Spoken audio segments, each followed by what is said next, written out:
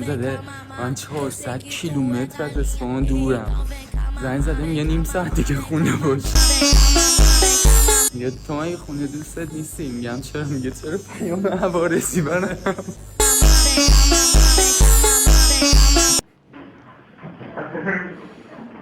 مالی گاهی دیگه الان باید بزنم آشغال عوضی.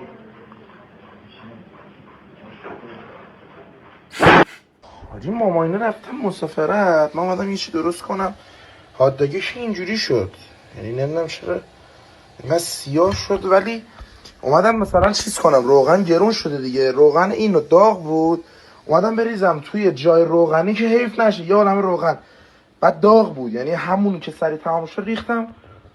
چرا اینجوری شد حاجی؟ کسی میدونه من میگه ظرف روغن یهو خودش اینجوری شد، یعنی تا ریختم یهو خودش اینجوری کرد. نفهمیدم